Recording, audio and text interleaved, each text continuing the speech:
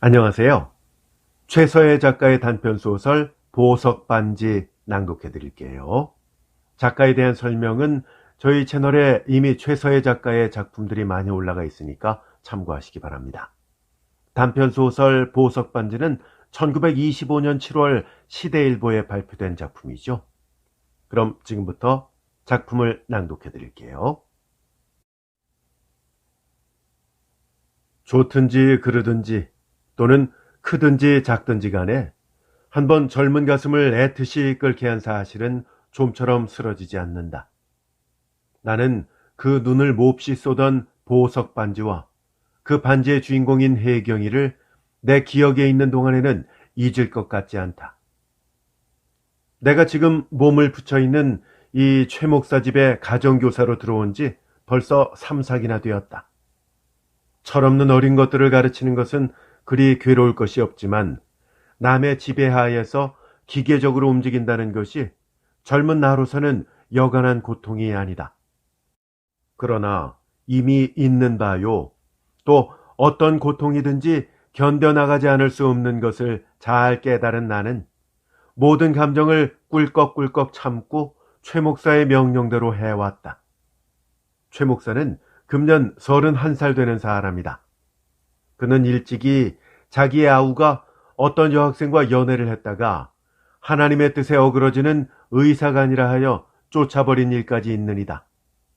그는 교회에서라도 젊은 남녀가 마주서서 소곤거리는 것만 보면 곧 하나님의 명령이라고 책망을 내린다. 동네 사람들이 전하는 말을 들으면 최 목사는 7년 전엔가 그 본처하고 이혼하고 그 후 이태 만에 독실한 신자요 독신 생활을 표방하기로 유명하던 김마리아와 결혼했다. 지금 부인은 김마리아다. 내가 최 목사 집에 가정교사로 온 지 한 20일이 넘은 때였다. 하루는 노곤한 봄잠을 깨니 어느새 금빛 태양이 동창에 다정하게 비추었다. 아침잠이 많은 나는 최 목사 집에 온 뒤로 애써 일찍 일어나지만 그래도 해 뜨기 전에 일어나 본 적이 없었다. 나는 맨 셔츠 바람에 뜰로 나갔다. 뒷산 송림을 스쳐내리는 아침바람은 부드럽고 시원하였다. 이슬에 촉촉히 젖은 화단의 개나리 봉우리는 어린 애기 입술 같다. 나는 산뜻하게 찬 고무신을 끌고 뒷간으로 나갔다. 화단을 왼편에 끼고 돌아서 뒷간 앞에 이르렀을 때였다. 뒷간 문이 펄쩍 열리더니 웬 여자가 급히 나온다. 나는 주춤하면서 그녀를 쳐다보았다. 그녀도 나를 언뜻 쳐다본다. 시선과 시선이 마주칠 때 나는 놀라지 않을 수 없었다. 그녀는 머리를 숙이고 걸음을 빨리 해서 마루칸에 이은 건넌방으로 들어간다. 벌써 일상 남아두고 내 머릿속에서 대룩대룩하던 그 눈, 이 코에 남은 그 부드러운 향기를 다시 맡는 나는 가슴이 띵하였다. 저 여자가 왜 여기 왔지? 어디 있는 여자일까? 뒷간에 들어앉은 내 머리에는 한 달 전 기억이 지새는 안개 속에 나타나는 산봉우리처럼 점점 밝게 떠오른다. 내가 그 여자를 처음 본 것은 지나간 이른 봄이었다. 그때 나는 안국동 어떤 학생여관에서 내 고향 학생과 같이 있으면서 호구할 도우를 생각하였다. 무릎이 다 나간 양복을 입고 어둑한 방에서 머리를 끙끙 썩이다가 형용할 수 없는 갑갑증에 나도 모르게 밖으로 뛰어나왔다. 굳은 비 뒤에 둔한 햇빛은 마치 늦은 가을 같았다. 나는 여관문을 나서기는 하였지만 어디를 가면 좋을는지 한참이나 망설였다. 워낙 서울에 온 지가 얼마 되지 않고 또 낯이 넓지 못한 나는 그리 알뜰살뜰하게 갈 곳도 없었다. 이왕 나온 바에 순옥이나 찾아볼까? 나는 어청어청 자국을 띄었다. 순옥이는 내게 먼 조카가 되는 계집애다.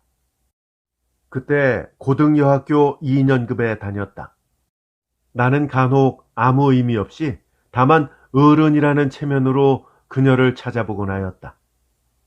나는 질척한 별궁 뒷골목을 헤어나와 안동 내거리를 지나 간동을 향하고 힘없이 걸었다.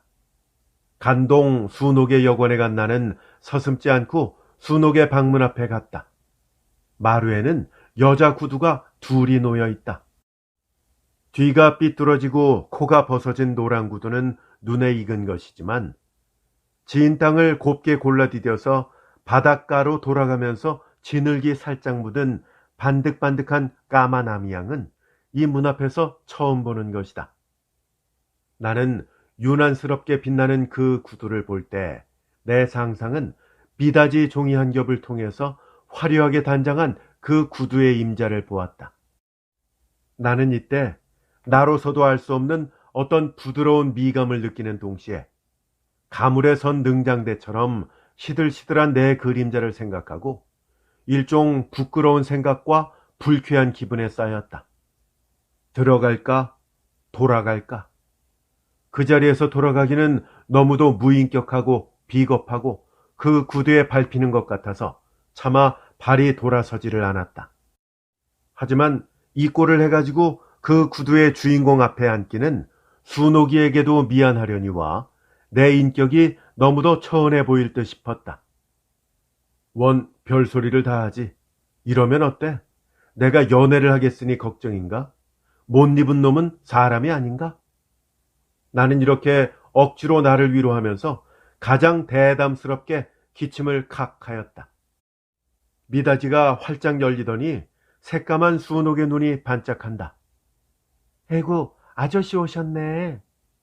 순옥이는 어리광 비슷하게 만족히 웃으면서 마루에 나섰다. 그때 순옥이와 미닫이 사이의 틈으로 방바닥에 앉은 어떤 여자의 무릎과 무릎 위에 올려놓은 흰 손이 보였다. 나는 순옥이를 보면서 요새 어떠니? 하였다. 그 말은 혀가 굳은 것처럼 어색하게 나왔다. 늘 그래요. 들어오세요. 순옥이는 방긋 웃고 한쪽으로 피해 서서 길을 낸다. 그냥 가겠다. 나는 주춤거렸다. 괜찮아요. 우리 언니예요. 영리한 순옥이는 내가 그 여자를 꺼리는 것을 눈치챘는지 우스운 변명을 한다. 나는 방에 들어섰다. 방에 앉았던 여자는 어느새 일어났다. 그녀는 손바닥을 마주 비비면서 몸을 반쯤 돌려서 윗벽에 걸어놓은 성모 마리아의 그림을 보고 있다. 갸우뜨름한 까만 머리 뒤에는 붉고 푸르고 흰 수정을 박은 빗이 박히고 한편에는 아롱아롱한 긴자시가 질렸다. 곤세로 치마 옥양목 저고리의 수수한 뒷모양이 내가 상상하던 성장은 아니지만 그만하면 어디 가서 빠질 차림은 아니다. 언니, 왜 서 있어? 나를 따라 들어온 순옥이는 미닫이를 살금히 닫으면서 그 여자의 반면을 웃음 띤 눈으로 본다. 이제 갈게 하면서 그 여자는 휙 돌아서더니 다시 몸을 돌려서 저편 이불 위에 놓인 푸른 쇼를 집어든다. 그 돌아서는 때에 순옥이를 보고 쌍긋 웃는 까풀이 약간 진 눈이며 가볍게 허리를 구부려 쇼를 짚는 옴팍옴팍한 손이며 불그레하게 보이는 뺨은 퍽 다정스럽게 보였다. 언니, 왜 가세요? 저희는 우리 아저씨예요. 괜찮아요. 더 놀다 가요. 응? 순옥이는 그녀가 가는 것이 아까운지 서운해한다. 나는 공연이 왔다 하는 후회도 없지 않았다. 예, 벌써 4시가 지났다. 밥종 칠 때가 고대될 텐데 가야지. 하면서 또 쌍긋 웃는다. 밥종이라는 소리에 오, 그러면 기숙사 생활을 하는구나 하는 것을 나는 직각했다. 그 여자는 마루에 서서 방안을 들여다보면서 머리를 가볍고 다정스럽게 숙였다. 나도 숙였다. 그 여자가 간 뒤에 순옥이와 나 사이에는 별 이야기가 없었다. 그 여자에 관한 말도 물론 없었다. 나는 묻고는 싶었지만 순옥이가 어떻게 여기지는 않을까 해서 입 밖에 내지 않았다. 순옥이도 흥이 풀어졌는지 가만히 있었다. 순옥이의 여관을 나선 내 머리에는 생각지 않으려고 했지만 그 여자의 자태가 떠올랐다. 안국동 네거리에 나서서 파출소 앞을 지날 때였다. 거뭇한 파출소 유리창에 희미하게 비추는 내 옷맵시를 볼 때 나는 어깨가 축 처지는 것이 불쾌하였다. 암만 해도 거지 같은 나와 귀부인 같은 그 여자의 사이에는 커다란 장벽이 가로질려서 피차에 접촉치 못할 남치나 주는 듯이 생각되었다. 그러나 그 후에도 그 여자의 그 어글어글한 눈이 잊히지 않았다. 나는 이제 그 여자를 꿈에도 생각지 않던 곳에서 만났던 것이다. 푸근한 봄 꿈에 잔잔한 물결같이 되었던 내 가슴은 재릿재릿한 슬픔과 간질간질한 기쁨에 울렁거렸다. 저 여자가 왜 여기 왔을까? 어디서 예배 보러 왔나? 아니, 오늘 화요일인데. 몸차림을 봐서는 오기는 어제 와서 여기서 잔 듯한데. 나는 궁금하기 짝이 없었다. 함께 있는 창수에게 묻고도 싶지만 어두운 밤의 홍두깨격으로 식전 대바람에 여자 이야기를 꺼내기는 나의 자존심이 허락지 않았다. 이날 아침 나는 늘 보는 신문이며 책도 보지 않고 그것만 골똘히 생각하였다. 선생님, 어디 아프세요? 창수는 나의 낯빛을 보면서 묻는다. 나의 낯빛은 그렇게 이상스럽도록 되었던 것이다. 내가 미쳤나? 다 집어치워라. 나의 밟을 길이나 든든히 밟자. 나는 이렇게 속으로 코웃음을 쳤다.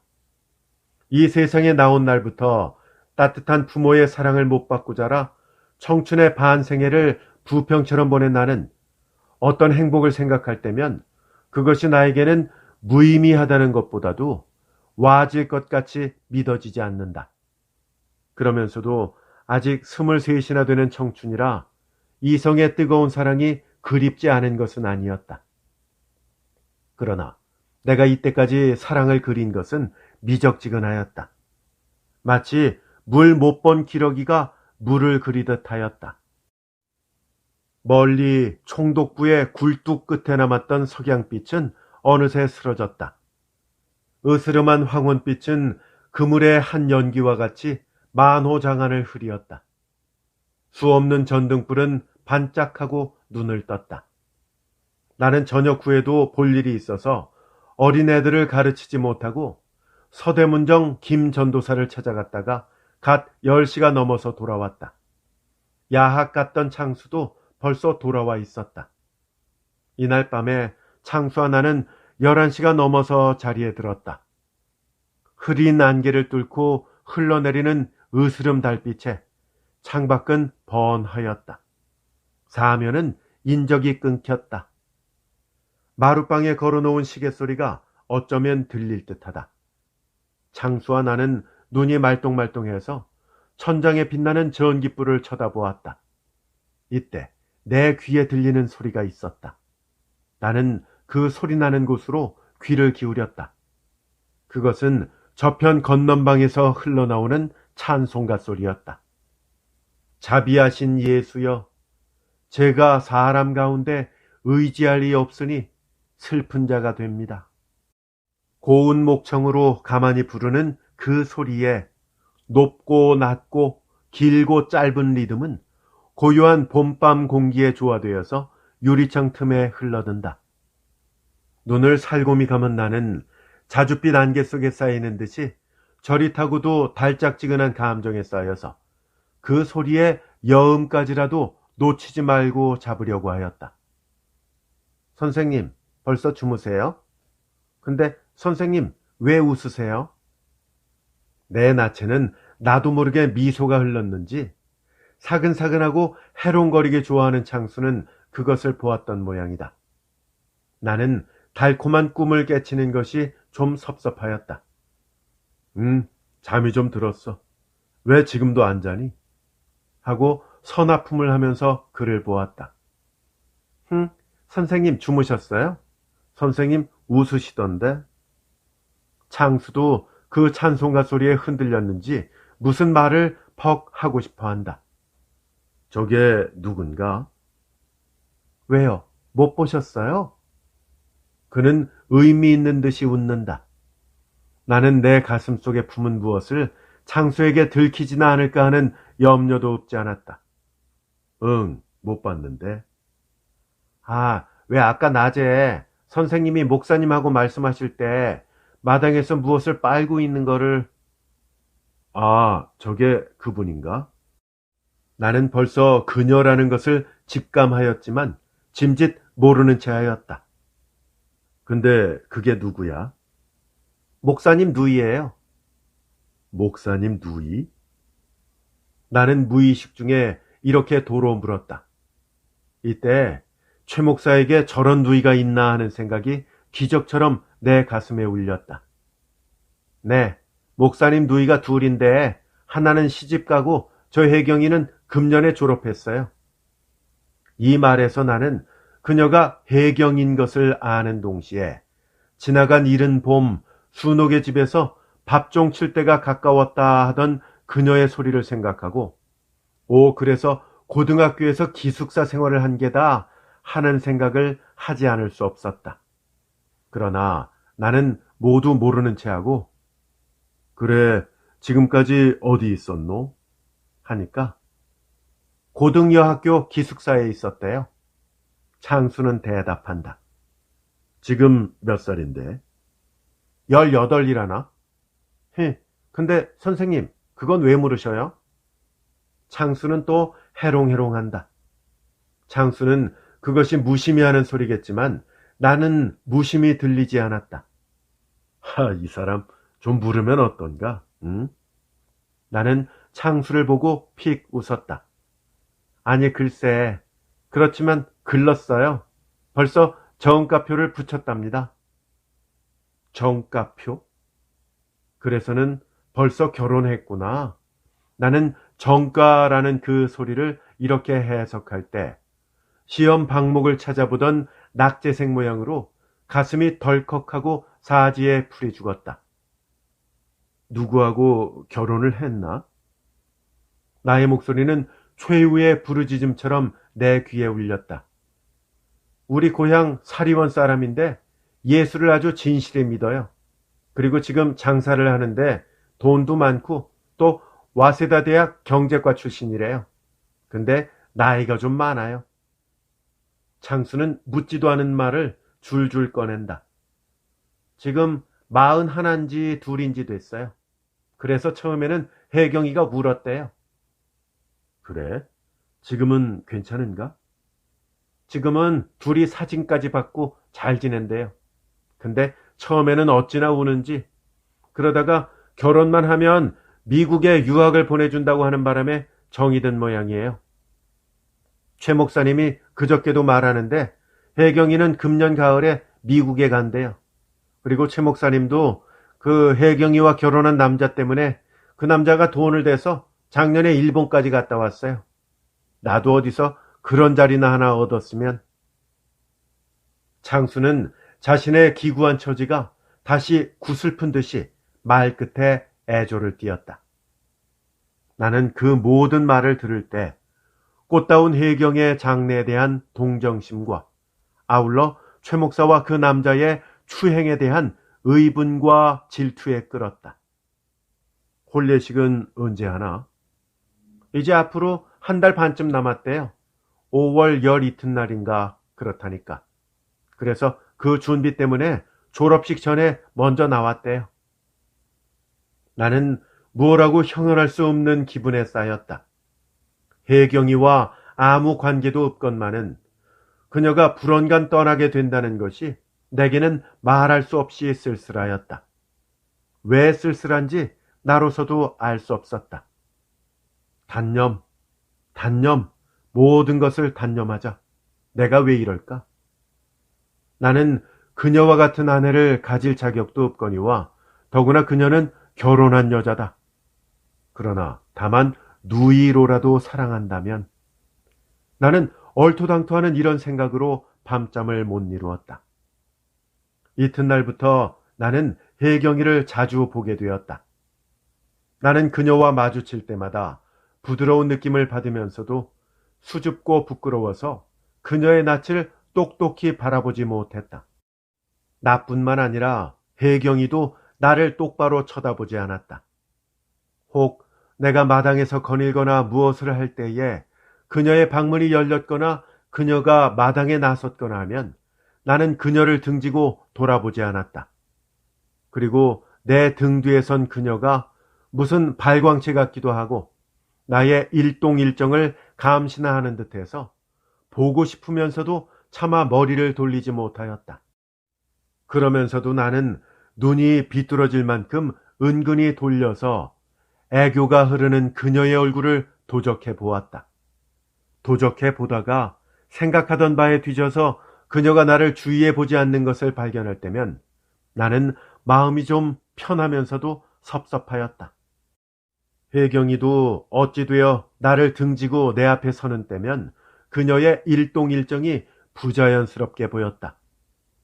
그녀도 내 모양으로 머리를 돌려서 내 편을 못 보았다.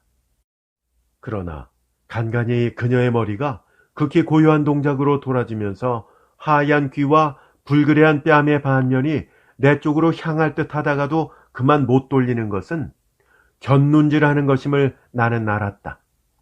그렇게 생각하면 생각할수록 내 마음은 끓었다. 거친 환경에서 거친 바람에 꽉꽉 응결되어서 인간의 달콤한 정열을 못 느낀 내 마음은 공교롭게 만난 이성의 냄새와 빛에 봄눈처럼 풀렸다. 동시에 기구한 내 신세가 더욱 슬펐다. 하루 이틀 지나 10여일이 넘는 새에 혜경이와 나 사이에는 말없는 속에서 말없는 친분이 얼크러졌다. 나는 어디 갔다가 돌아오더라도 혜경의 그림자가 보이지 않으면 어디 나간 어머니를 기다리는 어린애 마음처럼 허수하였다. 또 내가 어디 갔다 오면 그녀는 말없이 마당에 나와서는 뒷간으로 가거나 혹은 빨래 같은 것을 만지기도 하였다. 그때 내 생각에는 그 모든 것이 나에게 보이기 위해서 하는 것 같았다.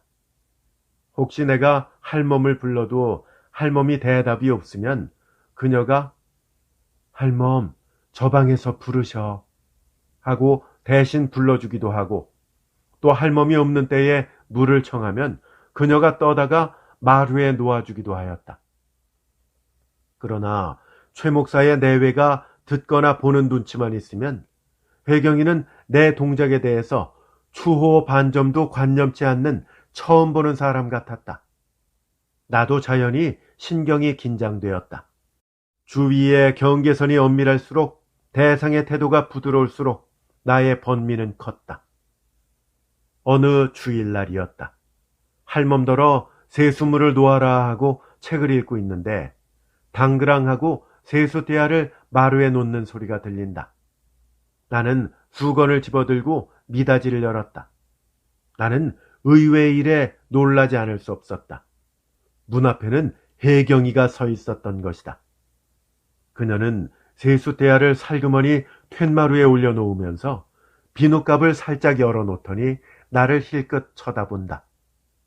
이때 부딪히는 두 시선은 무슨 비밀과 비밀을 암시하는 듯이 내 머리는 띵하고 가슴이 뭉클하면서도 일종의 만족을 느꼈다.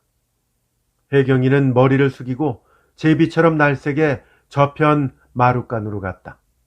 나는 어떻게 유쾌한지 알 수 없었다. 동서에 유리 표박하여 친절한 대우를 받아보지 못한 나는 이날 아침 혜경의 일이 어찌나 고맙고 유쾌한지 무어라 형언할 수 없었다. 나는 오랜 여로에 있다가 사랑하는 나의 집에 돌아와서 곤히 자고 난 듯하였다. 아, 사람들은 이 때문에 사랑을 구하고 가정을 동경하는구나. 나는 이때까지 그렇게 애착을 갖고 생각해 본 적이 없는 단란한 부부 생활을 눈앞에 그려보았다. 나는 이날 낮에 예배당에 갔지만 목사님의 설교가 귀에 들리지 않았다. 원래 종교의 신앙을 못 가진 나는 그렇지 않아도 설교가 귀찮은데 이날은 더욱더 괴로웠다. 나중에는 누가 뭐라는지 마음속에는 혜경이라는 일념뿐이었다. 그녀도 나를 생각할까? 내가 부질없이 이러지. 나는 이렇게 자문자답하였다. 그리고 그녀가 내게 대한 태도가 그리 저하지 않은 것을 생각할 때 그녀도 나처럼 나를 생각하고 마음을 쓰는 듯해서 기쁘고 든든하였다. 나는 그러기를 원하였다. 그러나 사리원에 있다는 그녀의 남편의 양력과 현재를 생각하고 나의 지금 처지를 볼 때 암만 해도 나를 생각하리라는 추측이 믿어지지를 않아서 나는 슬프고도 세상이 원망스러웠다. 예배가 끝난 뒤에 나는 바로 집으로 향하였다. 오늘은 할멈까지 예배당에 왔기 때문에 집에 가면 혜경이가 대문을 열 줄 안 까닭이다. 혜경씨, 나는 가슴을 찌르르 울리고 나오는 떨리는 소리로 불렀다. 문을 열고 돌아서던 혜경이는 말없이 주춤 선다. 혜경씨, 혜경씨. 내 소리는 내 호흡처럼 급하고 떨렸다. 네?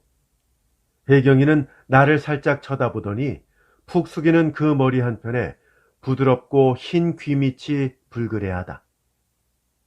혜경씨, 나는 당신을 사랑합니다.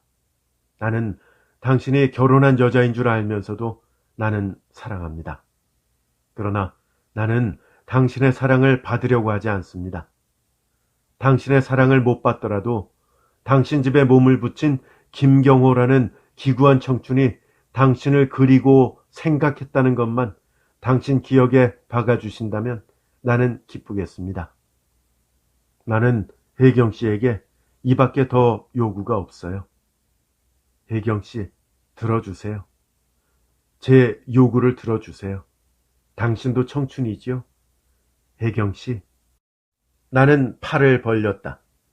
그녀를 껴안고 그녀의 허리가 끊어지도록 포옹하면서 기껏 울었으면 가슴이 확 풀릴 것 같다. 나는 혜경이 앞으로 뛰어갔다. 이때 무엇이 내 이마를 자끈 박는다. 나는 두 눈에서 불이 번쩍하면서 정신이 아찔하였다. 최 목사의 시뻘건 눈이 머릿속에 언뜻한다. 나는 어떤 벽에 기대서서 겨우 정신을 차렸다. 아, 나는 예배당 문 밖을 나서면서부터 환상에 취했던 것이다. 환상에 열중한 나는 집 앞을 지나서도 한참이나 더 가서 앞집 담에 가서 이마가 부딪히는 것도 깨닫지 못했다. 정신이 든 나는 스스로 무참하고 비열한 감정이 가슴에 치받쳐서 누가 보지는 않았나 해서 사면을 돌아보면서 집으로 바쁘게 갔다. 벌써 최 목사며 여러 식구들은 돌아와 있었다. 자네 예배당에 안 갈라나? 머리가 어떻게나 아픈지 오늘 밤은 좀 쉬겠습니다. 나는 최 목사에게 이렇게 대답했다. 실상인즉 머리도 아팠다. 웬만하면 가지. 최 목사는 못 믿었다는 눈초리로 나를 본다. 글쎄 어찌나 아픈지 휑한 게 걸을 것 같지 않아서 그래요. 정 그렇다면 하는 수 없지. 최 목사는 이맛살을 찌푸리고 돌아서면서 할멈은 오늘 밤에 집에 있게. 혜경이가 혼자서 적적하겠으니까. 나는 벌써 최 목사의 뱃속을 들여다보듯이 알았다. 젊은 남녀를 혼자 두기가 의심스럽다는 것을 나는 그의 표정에서 알아챘다. 최 목사 내외와 애들까지 예배당에 가고 나니까 집안은 사람의 자취가 끊어진 듯이 고요하다.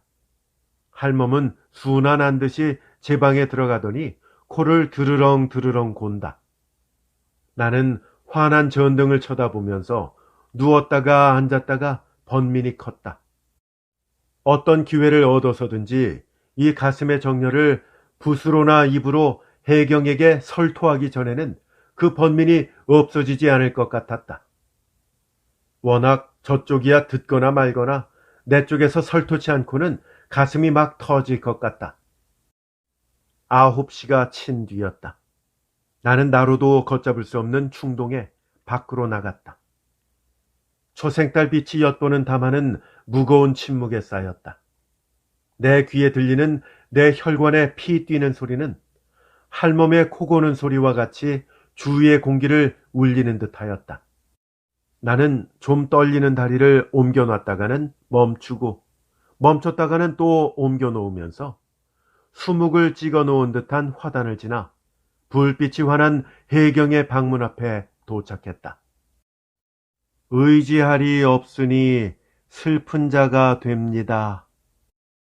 그 방 안에서 흘러나오는 찬송가 소리에 내 마음은 더욱 고조되었다. 전신의 피가 막 끓어오르는 듯이 머리가 띵하고 얼굴이 화끈하였다. 목구멍은 속속이 들이마르고 침은 고추 먹은 뒤처럼 극도로 걸어진다. 나는 부들부들 떨리는 다리를 겨우 지탱하고 툇마루 아래 섰다. 떨리는 호흡은 뛰노는 가슴처럼 높았다. 방 안에서 흘러나오던 찬미 소리가 뚝 그치더니 해경의 그림자가 붉은 창문에 언뜻하자 창이 드륵 열렸다. 방에서 흘러나오는 전등빛은 마루 아래 떨고선 나의 상반체를 거먹게 비추었다. 나는 가슴속에 붙은 불이 단번에 폭발되어 나의 온몸을 깡그리 살라버리고 마는 듯하였다. 나는 머리를 번쩍 들어보았지만 뜨거운 불길에 흐린 내 눈에는 무엇이 똑똑히 비추이지 않았다. 문을 드릉 열던 혜경이는 미닫이에 손을 댄 채 꼼짝하지 않는다.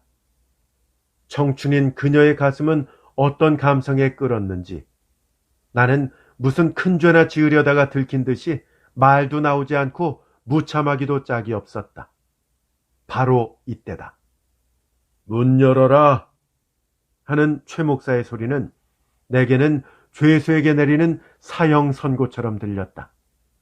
나는 무의식 중에 뒷간에 뛰어갔다. 할멈이 문을 열었는지 예배당에 갔던 온 식구들은 저벅저벅 들어오더니 마루를 구르는 소리, 문 여는 소리에 한참은 분주하였다. 나는 그녀들이 내 동정을 살핀 듯한 자격지심에 주저주저 하다가 고요할 때 뒷간을 나서서 내 방에 갔다. 혜경의 방 미닫이는 방끝이 열려 있었다. 나는 밤중부터 일어난 두통이 아침에도 그치지 않아서 아침도 못 먹고 그냥 드러누워 있었다. 눈을 가만히 감고 드러누운 내 몸은 끝없는 함정으로 휘 떨어지는 듯하였다. 나는 모든 것을 잊으려고 하였다. 나는 다시 혜경의 낯을 볼 것 같지 못했다. 그녀는 나를 야비하고 축축하고 가증스럽게나 보지 않았는가 생각한 까닭이다. 그리고 온 집안 식구에게 그것이 알려진 듯해서 마음이 조마조마하였다.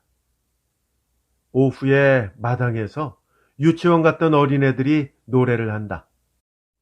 지난 엿새 동안에는 힘을 다해서 일을 하고 오는 일요일 또 대하니 즐겁기 한량없네 하는 새 아이의 소리와 함께 혜경이의 청아한 소리도 들렸다. 그러다가 노래가 뚝 그치더니 요하나 선생님한테 왜 문병 안 가니? 하는 나직한 소리는 혜경이의 목소리였다. 어떻게? 선생님 어디가 편찮으셔요? 그러면 되지. 선생님 어디가 편찮으세요? 요한의 목소리는 바로 내 창 앞에서 들렸다. 아이, 문을 열고 해야지. 알 수 없는 유쾌를 느낀 나는 미닫이를 방긋이 열면서 네, 요한군인가요? 하였다. 이때 저편에 선 혜경이와 나의 시선은 언뜻 부딪혔다. 두 눈에는 말없는 웃음이 흘렀다. 그녀의 얼굴은 불그레하였다.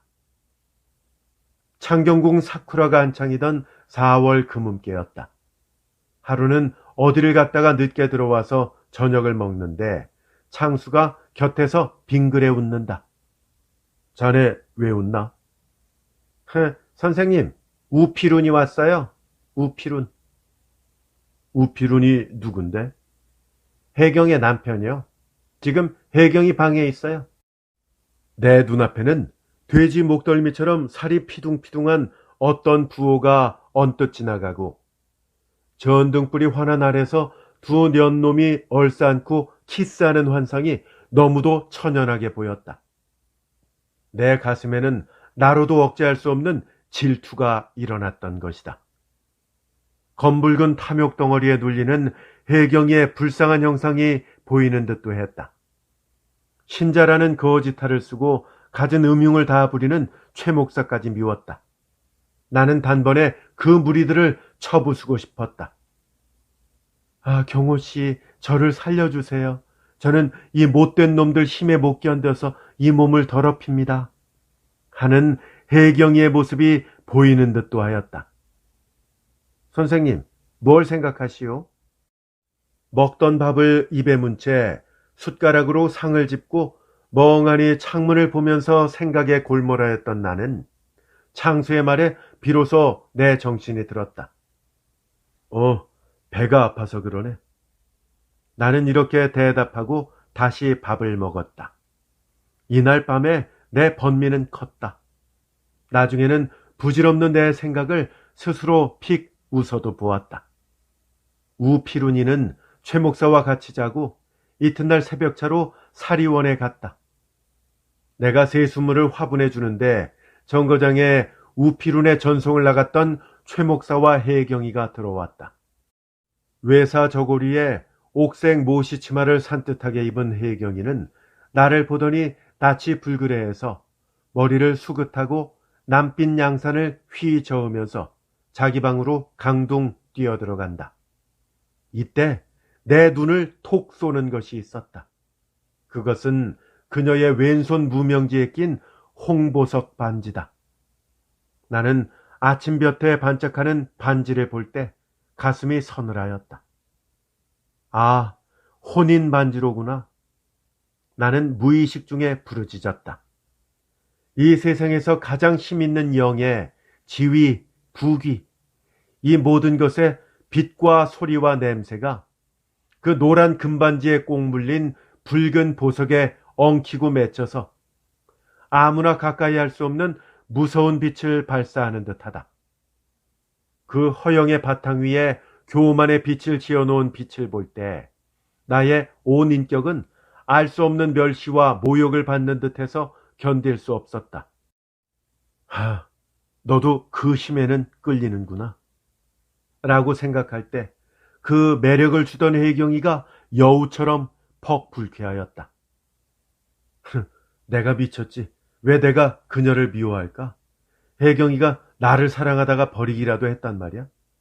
설사 사랑하다가 버렸다 치더라도 내가 그녀를 원망할 권리가 있을까? 그가 이미 결혼한 여성인 줄 뻔히 알면서 러브한 내가 미쳤지.